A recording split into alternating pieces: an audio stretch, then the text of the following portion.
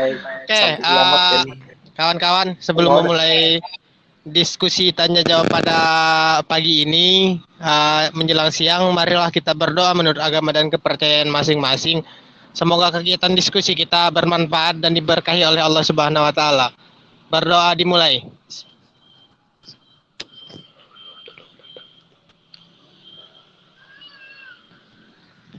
Baik, doa selesai. Saya kembalikan ke moderator. Baik, terima kasih Saudara Adi. Di sini saya akan membuka 2 sesi. Jadi, untuk sesi pertama kepada audiens, apabila ada yang ingin bertanya, dipersilahkan untuk on mic.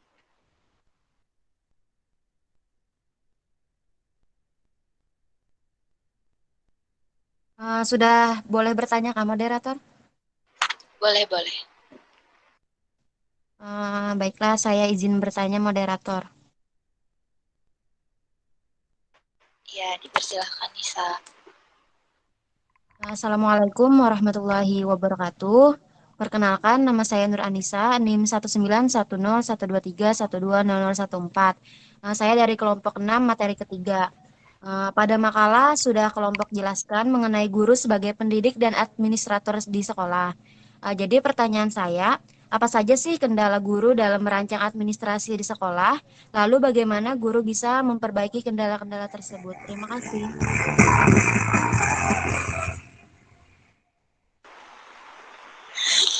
Baik, terima kasih Nisa. Untuk kelompok, apakah pertanyaan dari Nisa sudah jelas? Alhamdulillah. Sudah. Oke. Selanjutnya untuk pertanyaan kedua, dipersilahkan. Izin bertanya moderator. Iya, Rizka.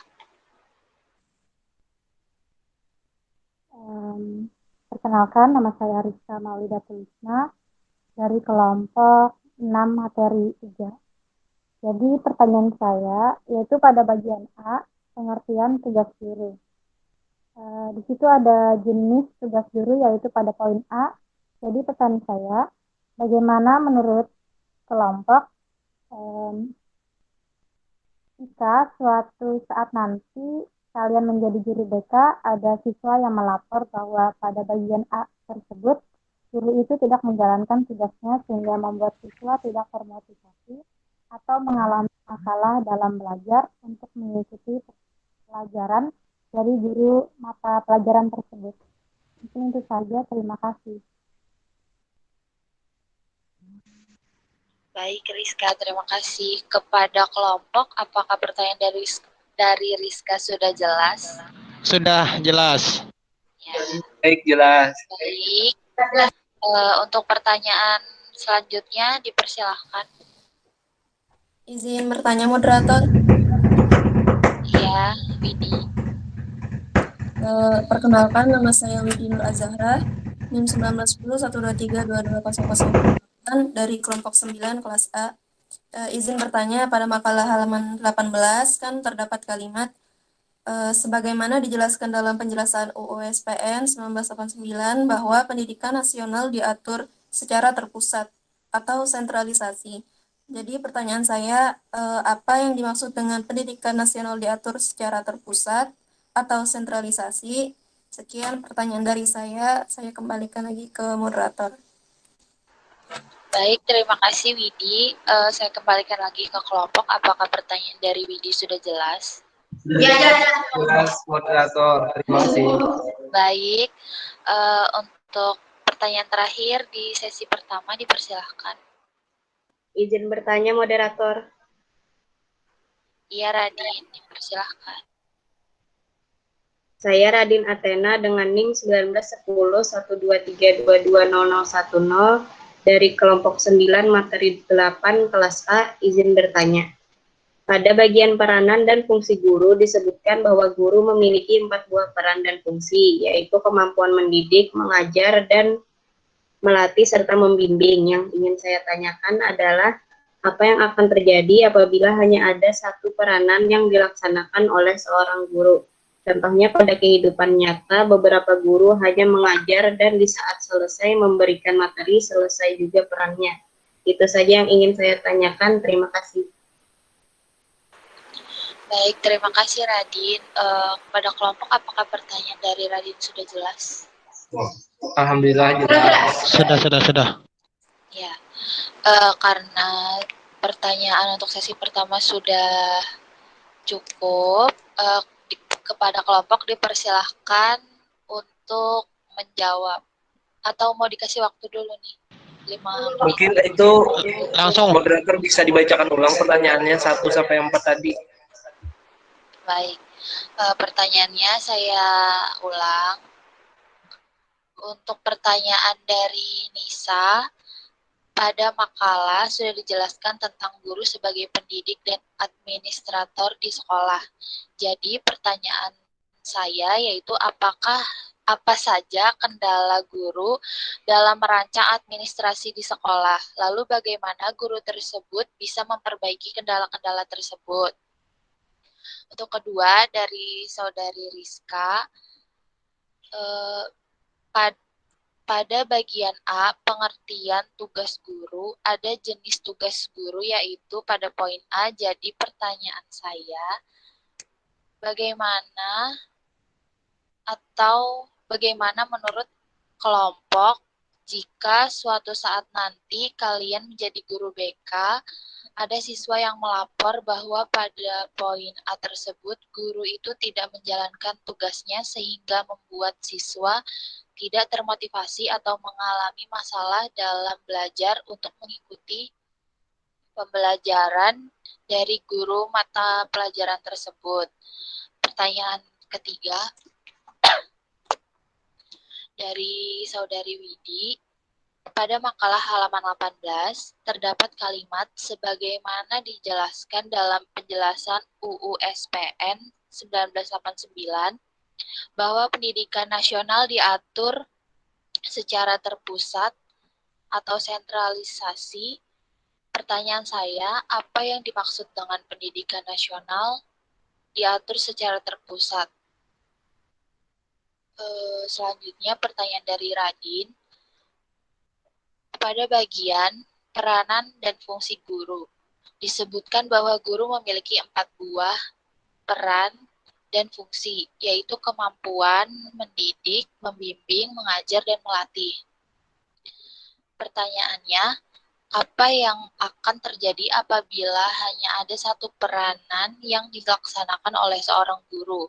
Contohnya pada kehidupan nyata beberapa guru hanya mengajar dan di saat selesai memberikan materi selesai juga peranannya. Kepada kelompok, apakah sudah siap untuk menjawab? Siap. Ya, Oke, baik. siap. Siap, Silahkan.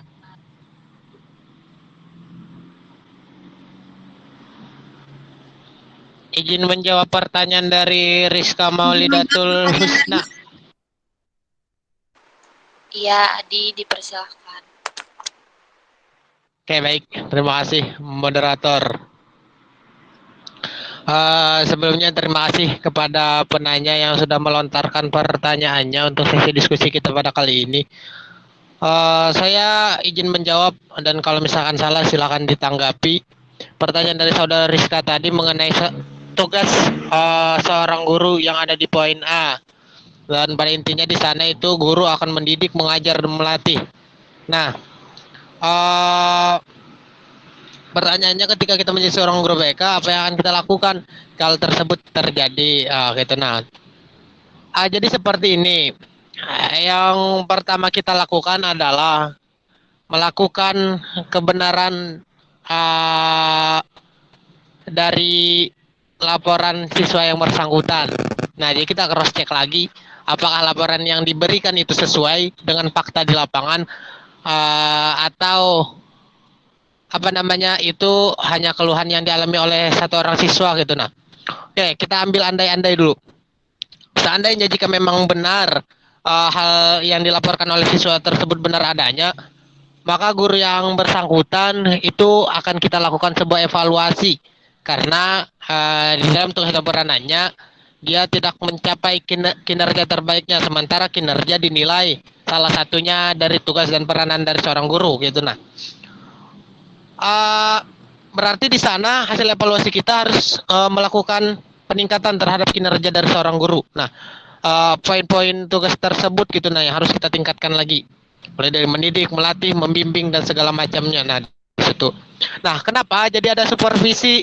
Nah, di sana laporan guru BK melakukan supervisi terhadap guru mata pelajaran.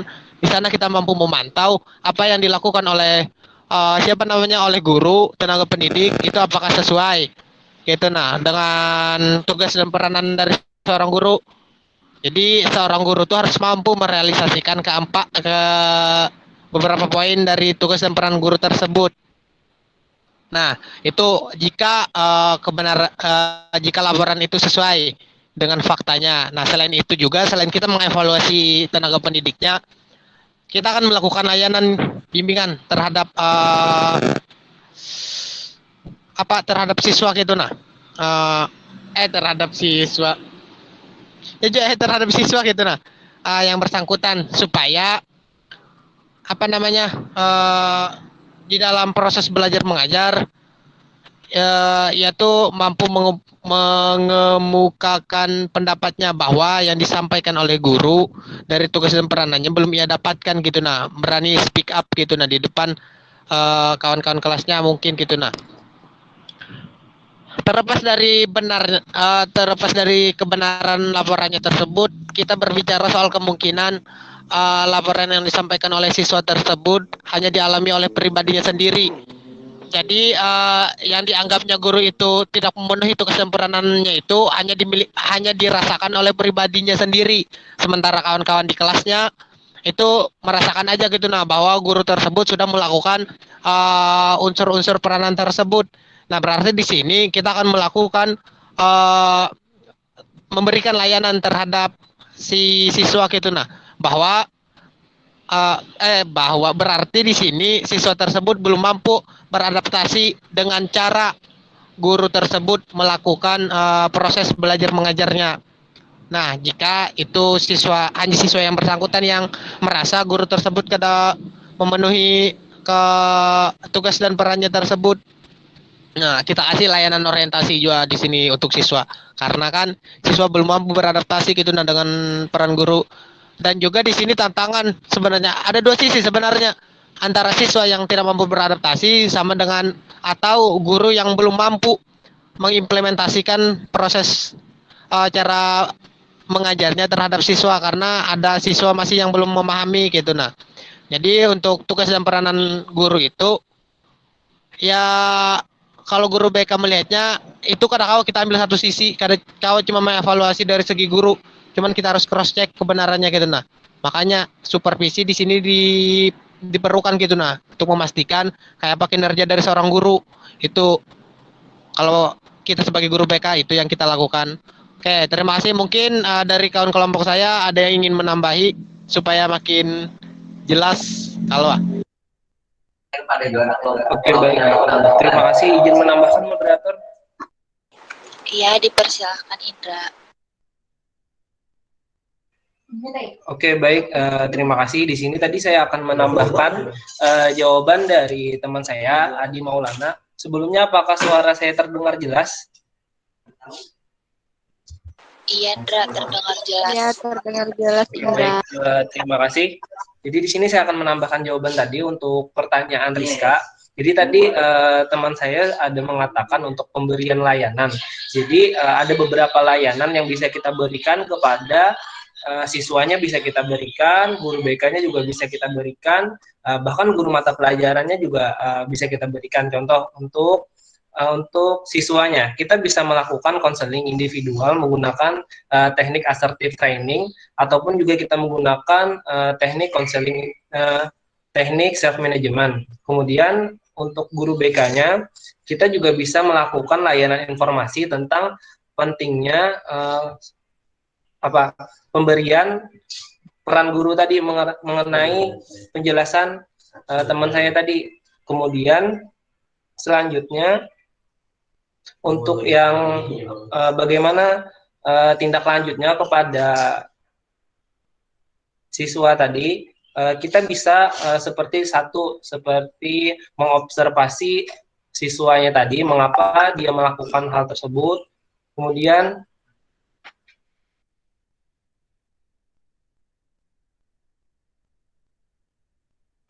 oke baik, apakah jelas? Jelas, jelas. Jelas, jelas.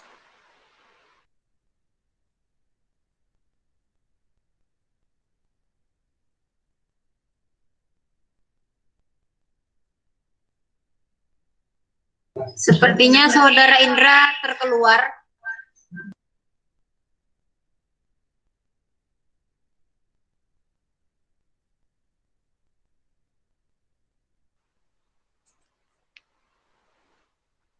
Aku tadi menjawab kada on cam kah?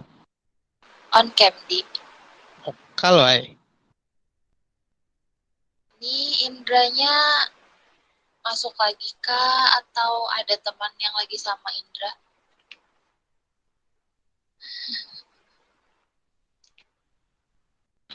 lanjutkan aja, mau dia bilang ada bersuara. Sudah, lanjut ke ini Jangan aja. dulu, jangan. Call-nya masuk. Ya udah, tunggu Indra sebentar. Bisa aja tugasan moderator memadamkan ke yang pertama tadi, apakah sudah jelas gitu kan dari jawaban yang lagi awal Indra bisa jelas. Ya, baik. Kepada penanya, apakah penjelasan dari kelompok yang super panjang ini dapat dipahami atau ada yang ingin disanggah? Jawabannya sudah sangat jelas menurut saya. Kelompok tadi memberikan contoh. Putus-putus. Rizka, suaranya putus-putus. Oke. Apakah sudah terdengar dengan jelas? Iya. Jadi, saya sudah paham dengan penjelasan kelompok. Adi tadi juga menjelaskan dengan sangat jelas, dan juga Indra memberikan contoh. Jadi yang saya tangkap adalah siswa dan guru bisa diberikan layanan dari guru BK dan juga bisa memberikan evaluasi terhadap guru mata pelajaran tersebut, sedangkan siswa bisa diberikan konseling baik berupa bimbingan dan juga konseling individual. Terima kasih, itu saja yang dapat saya simpulkan. Baik, terima kasih Rizka. Kepada kelompok, dipersilakan untuk menjawab pertanyaan selanjutnya. Izin menjawab moderator. Iya, Dena, dipersilahkan. Baiklah, Assalamualaikum warahmatullahi wabarakatuh. Di sini saya Astri Diana ingin menjawab pertanyaan dari Nur Anissa, yaitu pertanyaannya, apa saja kendala guru dalam merancang administrasi di sekolah? Lalu bagaimana guru tersebut bisa memperbaiki kendala-kendala tersebut? Jadi kendala yang dihadapi oleh guru di sekolah itu yang kami dapat itu cuma 3. Nggak tahu sisanya itu pasti masih banyak, tapi yang sering terjadi itu ada 3, yaitu masih terdapat kesulitan dalam mengelola proses belajar mengajar yang efektif dan efisien sesuai RPP yang sudah dibuatkan sebelumnya. Terus yang kedua, masih mengalami kesulitan dalam menerapkan kurikulum baru kepada peserta didiknya. Yang ketiga, masih banyak sebagian guru yang bersikap individual dan tidak mementingkan administrasi sekolahnya. Nah, dari ketiga itu ada cara mengatasinya, yaitu sebelum membuat RPP, perhitungkan baik-baik alokasi waktu dengan isi materi yang hendak disampaikan. Lihat situasi kelas, cepat tanggap apabila situasi kelas berbeda dengan yang diharapkan. Terus, mengadakan simulasi atau percobaan kurikulum baru, sesamarkan sejawat yang sudah mengerti atau paham mengenai kurikulum baru. Kemudian lakukan penilaian lakukan kegiatan ini secara rutin sampai benar-benar paham dan bisa implementasikan di kelas. Mungkin ada teman saya yang ingin menambahkan. Izin menambahkan moderator.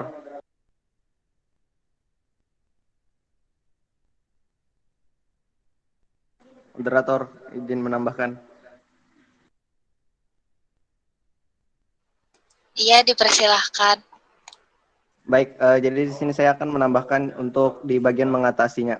Nah, seperti yang sudah disampaikan Saudara Dena tadi, kemudian di sini saya akan melanjutkan. Yang ketiga di sini, kepala sekolah harus bisa membuat suasana ruang guru lebih luas, tidak kaku dan menyenangkan. Nah, kemudian sering-sering berkomunikasi dan dengan sendirinya sifat individualisme itu akan berkurang.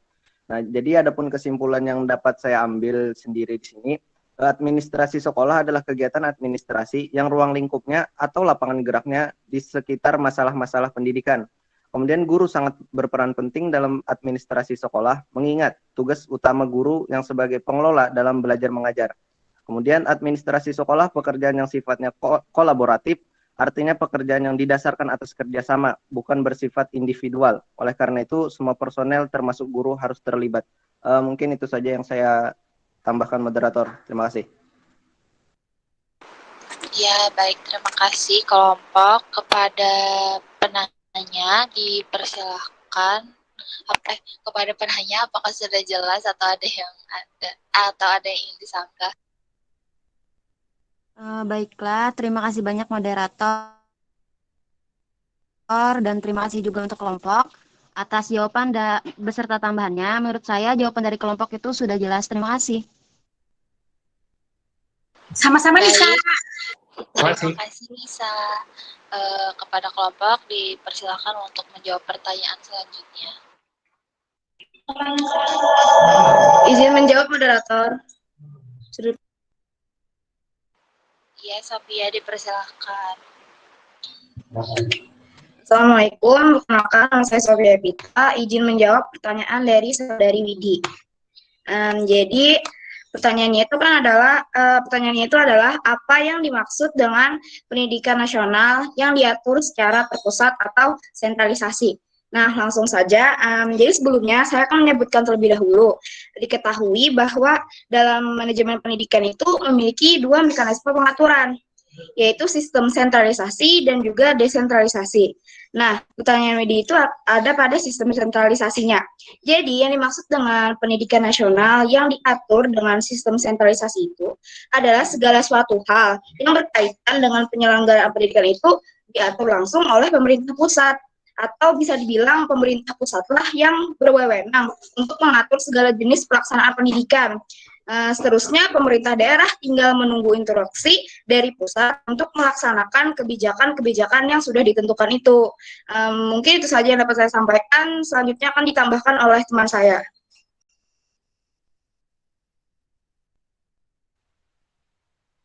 Izin menambahkan moderator. Ya, dipersilahkan. Perkenalkan, nama saya Fitria Rahmah dari perwakilan dari kelompok 7 ingin menambahkan jawaban dari Sophia. Dalam sistem sentralisasi,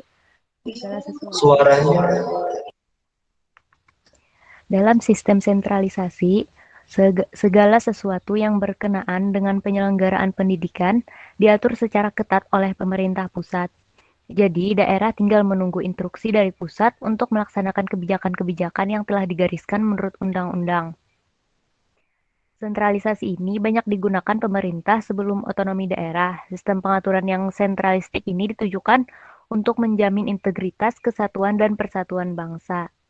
Nah, dalam pelaksanaan manajemen berbasis sekolah, pendekatan sentralistik masih diperlukan, terutama untuk menentukan kurikulum pendidikan nasional dan menetapkan anggaran agar dapat dicapai kesamaan dan pemerataan standar pendidikan di seluruh wilayah tanah air. Menetapkan anggaran agar di seluruh daerah dapat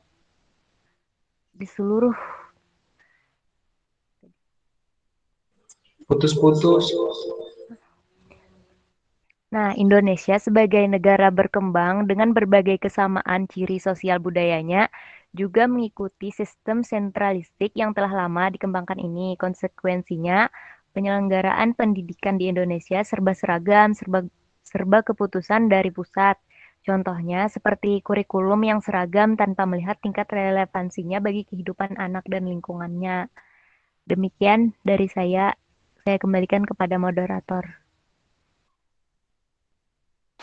Baik, terima kasih kelompok. Kepada penanya, apakah sudah jelas atau ada yang ingin disanggah? Ya, baik. Terima kasih banyak kelompok atas penjelasannya. Sudah sangat jelas dan saya sudah dapat memahami penjelasan dari kelompok. Saya kembalikan ke moderator. Ya, baik. Terima kasih, Widi. Kepada kelompok dipersilakan untuk menjawab pertanyaan terakhir sesi pertama. Menjawab pertanyaan Radin mengenai apa yang terjadi apabila hanya ada satu peranan yang dilaksanakan oleh seorang guru. Contohnya pada kehidupan nyata, beberapa guru hanya mengajar di saat selesai memberikan materi, ia selesai juga memberikan peranannya. Jadi jika seorang guru hanya memberikan satu peranan, yaitu contohnya hanya mengajar saja tanpa ada melibatkan kemampuan mendidik, membimbing, dan melatih, maka proses belajar mengajar tersebut tidak akan berjalan secara maksimal pada saat diterapkan oleh para siswa-siswinya. Karena kegiatan dan kemampuan mendidik, membimbing, dan mengajar itu adalah sebuah kesatuan yang saling berkaitan antara satu dengan yang lain. Jadi seharusnya kemampuan mendidik, membimbing, mengajar, dan melatih itu sudah mutlak untuk diterapkan pada saat mengajar agar jalannya kegiatan belajar dan pembelajaran itu berjalan secara maksimal. Ya, selanjutnya akan ditambahkan oleh teman saya. Izin menambahkan moderator. Iya, dipersilahkan. Nah, dari pertanyaan Radin ini kan bagaimana jika salah satu peranan itu tidak terlaksana atau hanya satu yang terlaksana, yaitu mengajar. Nah, apa yang akan terjadi? Pertama yang akan terjadi, tapi jarang lah yang ada guru itu cuma mengajar aja gitu. Nah, misalkan ada juga nih guru yang hanya mengajar aja, mungkin yang akan terjadi itu seperti siswanya itu tidak tingkah lakunya itu tidak diajarkan gitu, maksudnya tidak diawasi. Baik dia membuat kenakalan kah di kelas, baik dia berbuat sesuatu kah di kelas. Nah, itu akan dampaknya gitu. Nah, jika tidak ada mendidik, membimbing, dan melatih gitu. Kemudian juga ketika hanya belajar aja nih, gurunya hanya mengajarkan mata pelajaran gitu, terus acuh terhadap siswanya.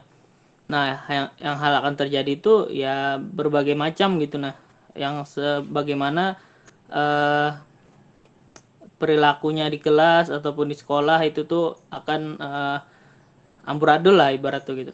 Nah, tetapi kebanyakan guru itu tidak mungkin hanya mengajar aja gitu. Nah, memang dia mengajar aja, tetapi di dalam saat dia mengajar itu pasti ada pembelajaran mendidik, membimbing, dan juga melatih gitu. Nah, tetapi tidak secara langsung gitu. Nah, maksudnya tidak secara langsung tuh ketika ada murid yang tidak fokus atau membuat tidak fokusnya teman-teman, berarti nanti kan ditegur tuh sama guru mata pelajaran, kenapa kamu begitu dan lain-lain. Nah, di situ tuh kan artinya kan mendidik juga gitu, nah, bahwa saat belajar itu harus tenang, harus fokus gitu. Nah, kemudian juga ketika ada yang berbuat onar, berbuat kenakalan, pasti guru-guru yang mengajar itu menegur gitu. Nah, menegur terus memberitahu, oh yang bagusnya itu begini. Nah, seperti itu.